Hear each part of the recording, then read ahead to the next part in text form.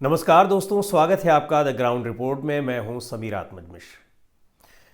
उत्तर प्रदेश में मिल्कीपुर विधानसभा सीट पर उपचुनाव होने हैं। बड़ी चर्चित विधानसभा है।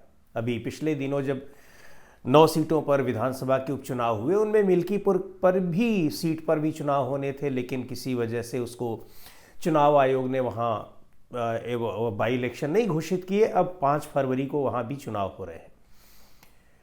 अवधेश प्रसाद जो अयोध्या से सांसद बने हैं, फैज़ाबाद सीट है, लोकसभा सीट का नाम फैज़ाबाद है, वहाँ से सांसद बने हैं अवधेश प्रसाद। उनने खाली की है सीट को, मिल्कीपुर को। और मिल्कीपुर को लेकर भारतीय जनता पार्टी जिस तरह से इस सीट को पाने के लिए एड़ी चोटी का जोर लगा रही है, हर संभव कोशिश कर रही है। साथ साथ मंत्रियों की फौज लगा रखी है इस चुनाव में प्रचार के लिए, और बड़े वरिष्ठ मंत्री हैं जिनको इस चुनाव में उतार दिया गया है। मुख्यमंत्री योगी आदित्यनाथ बार बार वहाँ की टोह ले रहे हैं। इधर बिजी हैं, थोड़ा व्यस्त हैं प्रयागराज में जो महाकुंभ चल रहा है, नहीं तो हर दूसरे तीसरे दिन उनका अयोध्या जाने का कार्यक्रम चल रहा था। और कुंभ की वजह से थोड़ी व्यस्तता बढ़ गई है, लेकिन आने वाले दिनों में उनका भी कार्यक्रम बनेगा। तो ये बहुत बड़ा सवाल है कि इस एक सीट पर, ऐसा नहीं कि उस सीट पर हार जीत से भारतीय जनता पार्टी को कोई नुकसान होने वाला है या फिर उसकी सरकार खतरे में है, कुछ भी इससे फर्क नहीं पड़ने वाला है। उसके पास पर्याप्त बहुमत है, लेकिन सरकार है और मिल्कीपुर सीट इस अपनी सरकार के रहते हुए वो नहीं हारना चाहते हैं। और ये भी नहीं है कि वो भारतीय जनता पार्टी के लिए कोई बहुत उसका एक गढ़ रहा हो।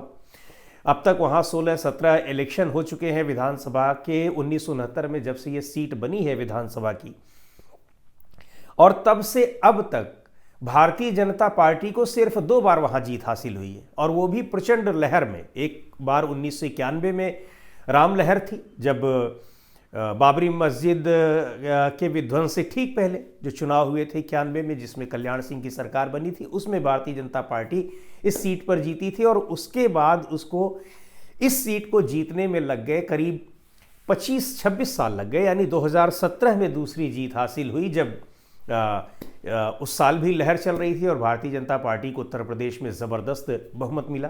केंद्र में भी भारतीय जनता पार्टी के नेतृत्व वाली एनडीए सरकार थी। लेकिन 2022 के चुनाव में हार गई मिल्कीपुर, और वही अवधेश प्रसाद समाजवादी पार्टी से विधायक बने।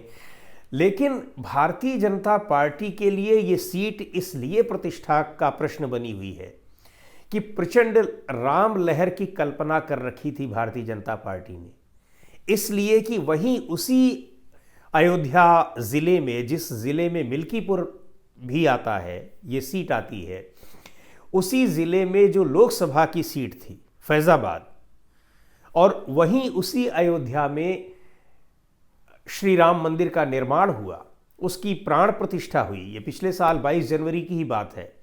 तो उसको ये था कि इस एक कार्यक्रम से, हालांकि वो कार्यक्रम ट्रस्ट का है, सब कुछ है, लेकिन आपको पता ही है कि सरकार ने किस तरह से उससे अपना कार्यक्रम बना रखा था, और उसमें प्रचार प्रसार से लेकर और पैसे से लेकर बहुत सारी चीज़ें झोंक रखी थी।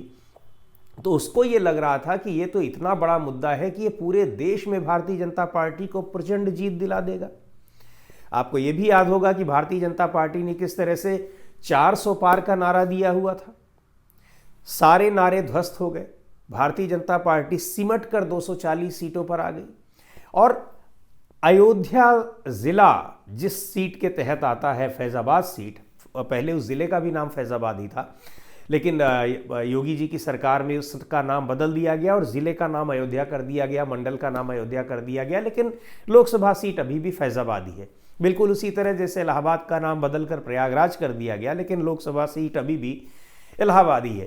तो जिस सीट पर, जिस लोकसभा क्षेत्र में इतना बड़ा कार्यक्रम हुआ, जिसके आधार पर भारतीय जनता पार्टी को उम्मीद थी कि वो पूरे देश में प्रचंड लहर उसकी बन रही है और वो 400 से ज़्यादा लोकसभा सीटें पाएगी, उसी सीट पर भारतीय जनता पार्टी बुरी तरह से चुनाव हार गई। और जीते कौन? यही अवधेश प्रसाद जीते, जो मिल्कीपुर से विधायक थे। इनको समाजवादी पार्टी ने अपना उम्मीदवार बनाया, यानी इंडिया गठबंधन का उम्मीदवार बनाया। कांग्रेस पार्टी और समाजवादी पार्टी का गठबंधन था, इंडिया गठबंधन में समाजवादी पार्टी थी।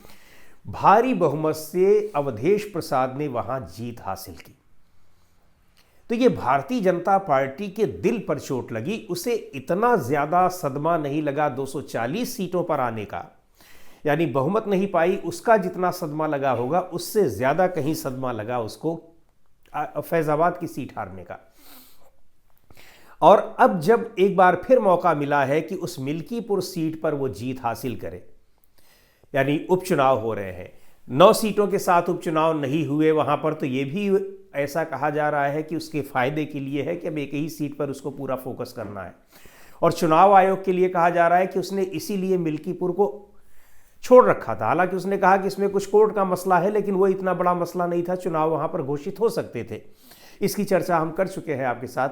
तो एक सीट पर अलग से चुनाव हो रहे हैं अब दिल्ली विधानसभा के चुनाव के साथ मिल्कीपुर में, और भारतीय जनता पार्टी पूरा जोर लगाए हुए है कि इस सीट पर जो उपचुनाव हो रहा है इसको वो जीत ले। हालांकि राजनीतिक समीकरण इस तरह से कह रहे हैं, वहां जातीय समीकरण अगर देखा जाए, मिल्कीपुर सुरक्षित सीट है और वहाँ पर आपको बताया हमने कि भारतीय जनता पार्टी अब तक सिर्फ 2 बार जीत हासिल कर चुकी है। इसके अलावा पहले कांग्रेस पार्टी को जीत हासिल होती रही, और यहाँ पर कम्युनिस्ट पार्टी के मित्रसेन यादव इस सीट पर कई बार उन्होंने पहले जीत हासिल की। उसके बाद फिर समाजवादी पार्टी के खाते में भी रही, बहुजन समाज पार्टी के खाते में भी रही। बहुजन समाज पार्टी से अवधेश प्रसाद भी विधायक रह चुके हैं, समाजवादी पार्टी में आने से पहले वो बहुजन समाज पार्टी में रहे। जातीय समीकरणों के लिहाज से यहाँ दलित आबादी काफ़ी ज़्यादा है और मुस्लिम आबादी भी काफ़ी ज़्यादा है।